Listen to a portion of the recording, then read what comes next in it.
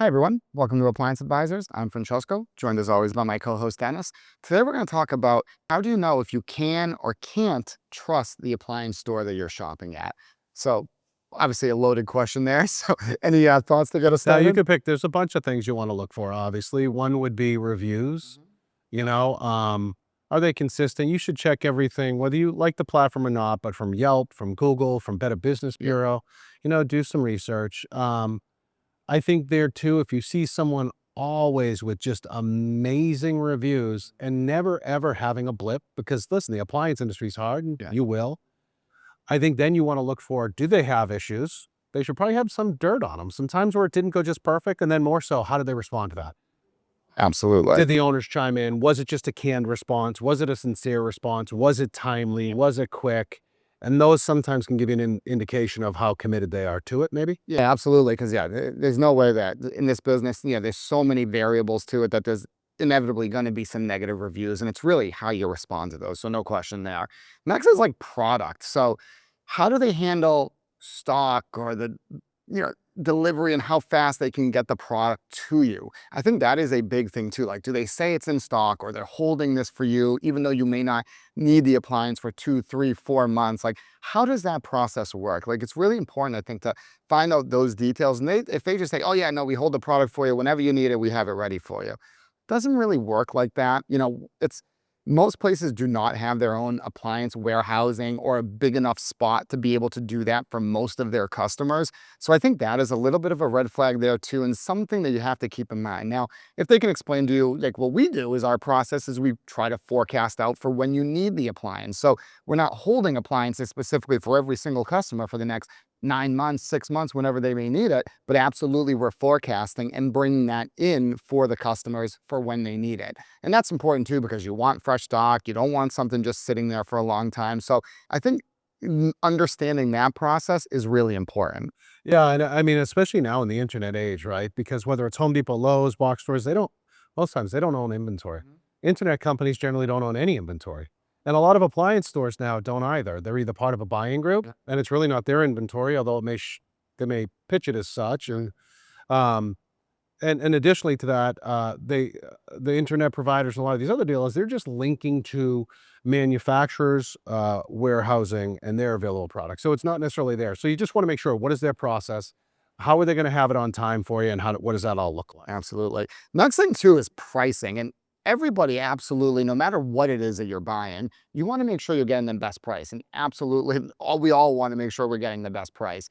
But if you're seeing something that is significantly less at one place versus really anywhere else, that is a red flag. In this business, we all know, the price is kind of the price, and it's hard to be a significant difference away from everybody else. So in that case, it could be a red flag just as far as maybe it's not a brand new in box piece, or maybe they don't actually, it's not that product we've seen sometimes where they advertise a certain piece, but it's really maybe a step down model or something like that. So I think pricing, again, you should get the best price, but you need to be wary if one price is almost too good to be true. Yeah, and you touched on it. We really need to drill that home. For instance, in some other episodes, we've talked about like pocket handle dishwasher. Say it was a Bosch dishwasher. There might be 4 or 5 models that aesthetically look the same. And it's a very common internet practice or retail practice today that when you do a search for the model number maybe you found online, you see a picture that looks exactly like the dishwasher you have with a much lower price. You got to be very careful when you click on that picture to actually then go and research the model to make sure it actually matches yours. It's a technique. I mean, online appliance retailers, they make a living at it because they really don't have a store or following or anything else to offer other than they're trying to lure you on price. My point to you is if that's the type of retailer and that's how they do business, it's kind of a red flag, doesn't it? It feels like a bit of a bait and switch in the moment, Right. and it's probably enough to resonate that if they're doing that right from the jump, what are they doing for the rest of Yeah, the absolutely. process? Yeah. I'd also say going back to pricing a little bit is deposits, and how do you guarantee that the price that you see today is the price that you're going to get when you need the appliances? So most places will absolutely require some sort of deposit, percent deposit on the order. But also there too is just to make sure that, what does that deposit mean? Are you locked into that? Can you cancel that? Can you make changes to your order? So those are absolutely things that, if you can or can't trust your appliance stores, even with that deposit, it should be fully refundable. You should be able to cancel really at any time. Granted, of course, there's some special order type things that's different for everybody, but kind of common pieces, you should be able to cancel or change at any time. Absolutely, yeah. That's a great point, friend. And then I think last thing would be service.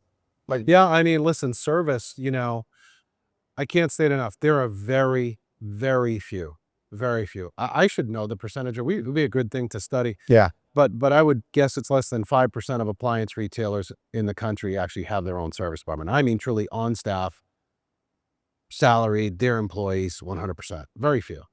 Because it's very hard to do. Takes a lot of training, a lot of money. You don't make money in service. It's commitment much bigger than just dollars, as it would seem. It's just to how you want to treat your customer.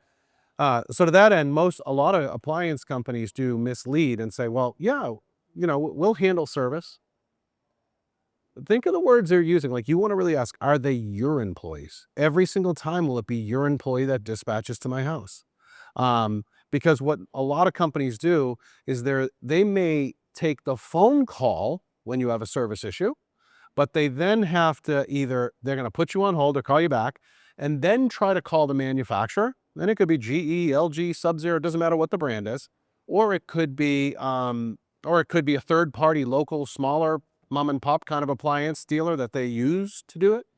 But understand that all those handoffs, all those steps are going to lead to a much longer service time for you and a lot of excuses, because ultimately they're really not in control. They're just the liaison, but they have a bunch of excuses potentially when things go wrong because they're not the ones in the house. So you got to be careful you're not stuck in the middle of that vortex because you just didn't ask that extra question. Because I'll give you as an example, people will say, oh, well, I'll just have GE service it.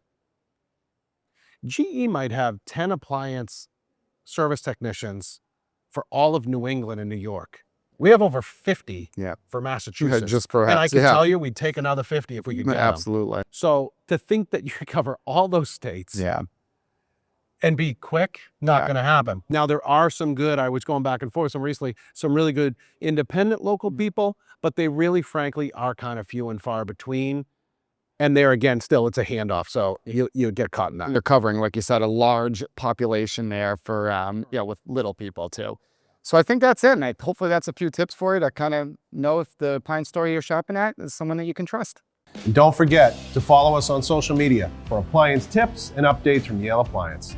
Your feedback is what shapes our series. Like what you saw, give us a thumbs up, share it with your friends, and drop your thoughts in the comments below. We love hearing from you. Stay informed and inspired on all your appliance needs. This is Appliance Advisors signing off.